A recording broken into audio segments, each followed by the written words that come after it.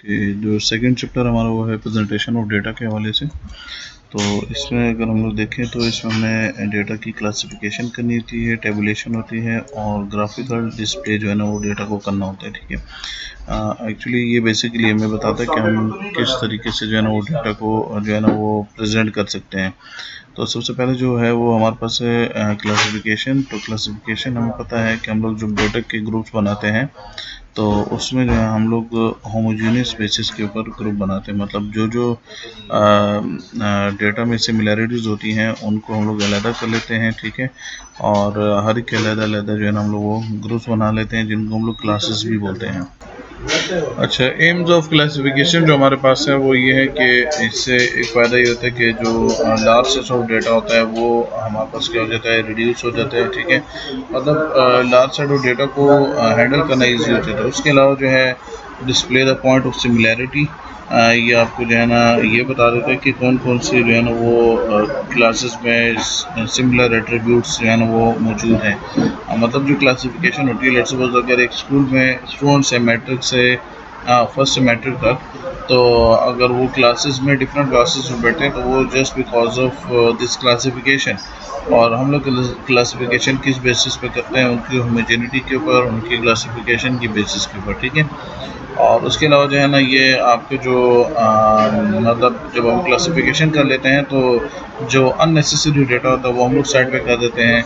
और उसके अलावा जो है ये हमें जो डेटा के इंपॉर्टेंट एस्पेक्ट्स हैं वो बता देता है, हर क्लास की फ्रीक्वेंसी में पता चल देती है। और हम लोग जो है ना कंपैरिजन भी जो है ना वो डिफरेंट क्लासेस का इसी बेसिस पे कर सकते हैं। ठीक है, अच्छा, फिर जो है आपके पास नेक्स्ट हमारे पास है टेबुलेशन। टेबुलेशन जो है बेसिकली डेटा को टेबल में जो है वो डिस्प्ले करने को मिलते हैं। ठीक है, टेबुलेशन सिंपल जो है ना जो भी हम लोग टेबल बनाते हैं डेटा को रिप्रेजेंट करने के लिए, उससे हमारा डेटा जो है ना वो इजीली रिप्रेजेंट हो जाता है।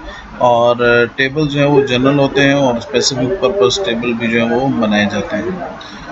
ओके, जो पार्ट्स ऑफ टेबल हैं वो हमारे पास है title, column, caption and box head, row caption and stub, prefatory notes and foot notes, source notes, body and arrangement of data, spacing and ruling and journal. तो देखिए, सबसे पहले यहाँ पे आपके पास जाएगा टाइटल। ठीक है, जिस बारे में आप जो है ना टेबल बना रहे हैं। ठीक है, फिर उसके बाद परफेक्टरी नोट, उसकी थोड़ी सी एक्सप्लेनेशन आपने यहाँ पे लिख देनी है। बॉक्स हेड में आपने ये लिखना है कि ये जो कॉलम्स हैं बेसिकली ये किस हवाले से। ठीक है, रो कैप्शन में आपने रो का जो है ना नाम लिखना है, कॉलम कैप्शन में कॉलम्स का नाम लिखना है। और यहाँ पे आपके पास जो है ना वो यहाँ पे उसकी बॉडी होगी। जो मेन रिकॉर्ड आपका है, जो मेन रिकॉर्ड एनालिसिस के लिए आपने यूज़ करना, वो इस सेक्शन में जो है ना वो मौजूद होगा। ठीक है, और उसके अलावा जो चीज़ें लेट्स सपोज यहाँ पे आपने कोई स्टैटिक बना दिया है तो उसकी एक्सप्लेनेशन आपने कहाँ पे देनी है, यहाँ पे फुट नोट में देनी है। ठीक है, और सोर्स नोट बेसिकली किस लिए होता है कि आपने जिस सोर्स से इस डेटा को या ये जो इन्फॉर्मेशन आपने ली है वो कहाँ से उठाई है, वो सोर्स आपने कोई वेबसाइट है, कोई बुक है, उसका रेफरेंस आपने यहाँ पे देना होता है। Next is frequency distribution. सबसे पहले जो क्लासिफिकेशन का जो सबसे पहला स्टेप है वो होता है फ्रीक्वेंसी डिस्ट्रीब्यूशन। हम लोग क्लासेस बना के और फ्रीक्वेंसी को डिस्ट्रीब्यूट करते हैं और उसी से हमें जो है ना वो फिर फर्दर हम लोग जो है ना फिर जो ग्रुप डेटा होता है, जो इंडिविजुअल डेटा को हम लोग ग्रुप में कन्वर्ट करते हैं, तो मज़ीद हम लोग वहीं से जो है ना वो स्टेप लेते हैं। ठीक है, तो इसमें सबसे पहले आपके पास class limits. Class limit basically ये होता है कि इसमें लोअर और अपर क्लास लिमिट होती हैं, दो टाइप की क्लास लिमिट्स होती हैं। और ये क्लास लिमिट इसलिए बनाई जाती है कि जो ये लिमिट्स होती हैं, लिमिट एक्चुअली बोलते हैं बाउंड्रीज को। ठीक है, तो इससे ऊपर की वैल्यू और इससे नीचे की वैल्यू जो है वो इसमें ऐड नहीं हो सकती। फॉर एग्जांपल लेट्स सपोज आपके पास जो है ना वो एक क्लास लिमिट है 5 to 10 और आपके पास एक एंट्री आई है 8। ठीक है, अब देखिए यहाँ पे ये 8 जो है ये इस क्लास में क्या कर रहा है, एग्जिस्ट कर रहा है। और लेट्स सपोज यहाँ पे एक और वैल्यू है 11। ये 11 जो है ये इस क्लास में एग्जिस्ट नहीं कर रहा। तो क्लास लिमिट हमें ये बताती है कि कौन सी वैल्यू को हमने एक क्लास में ऐड करना है।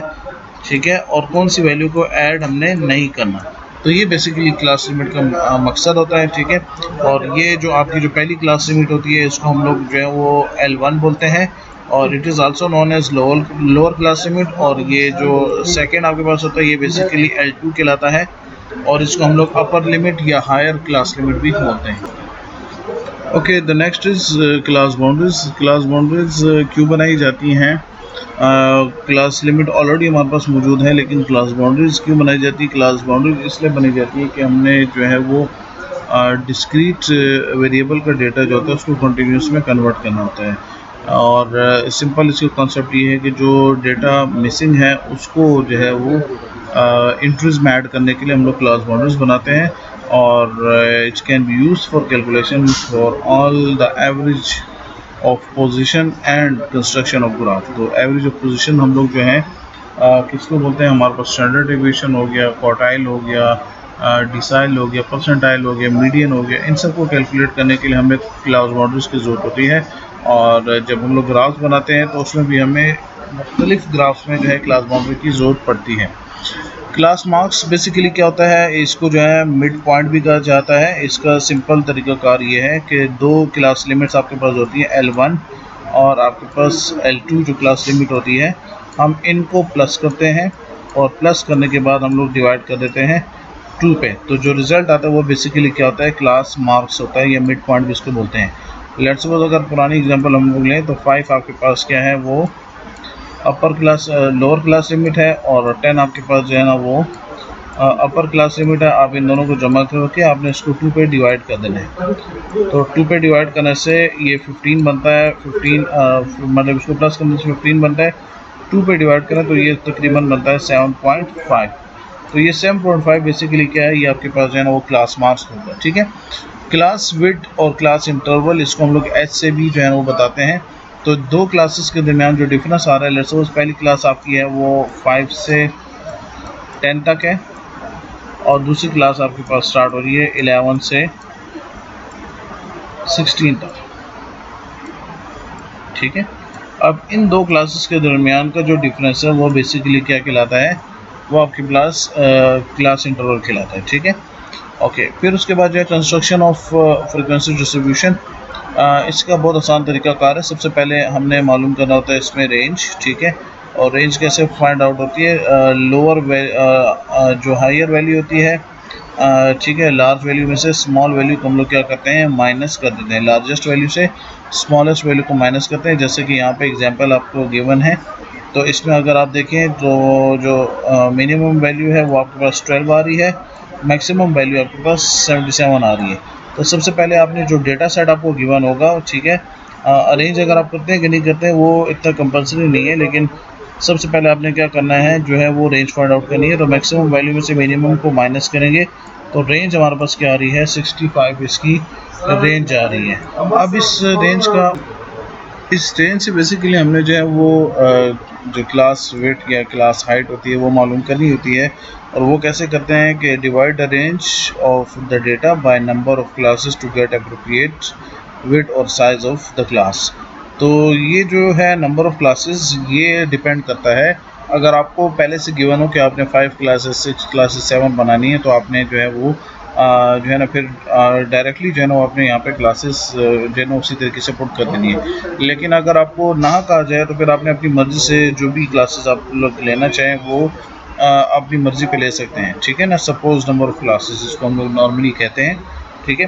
फिर उसके बाद determine where to locate the class limit. Class limit जब आपको पता चल जाएगी उसके हिसाब से आपने उसकी लोकेट करना है। और फिर उसके बाद जो है रिमेनिंग क्लास लिमिट्स जो है ना उनको आपने देखना है, ठीक है। कैसे? अब देखें यहाँ पे आपके पास ये जो है 65 आ गया, और 65 के बाद जो है ना वो लेट्स सपोज आपने 7 नंबर ऑफ क्लासेस बनानी है। तो अब यहाँ पे जो रेंज आपके पास आ रही है वो है 10। तो क्लास इंटरवल आपके पास, क्लास हाइट आपके पास 10 आ गई है, ठीक है।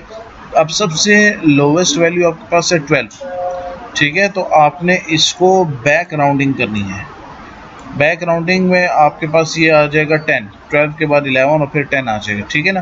तो बैक राउंडिंग जब करेंगे तो यहाँ पे सबसे पहले आपने लिखना है यहाँ पे 10 में आपने प्लस कर देना है 10, तो यहाँ पे क्या आ जाएगा 20। फिर इसके बाद आपने इस पर मज़ीद 10 ऐड करना है तो इससे बन जाएगा 30, फिर आपने मज़ीद 10 ऐड करना है तो ये 40 एंड अप टू 7 क्लासेस। तो 1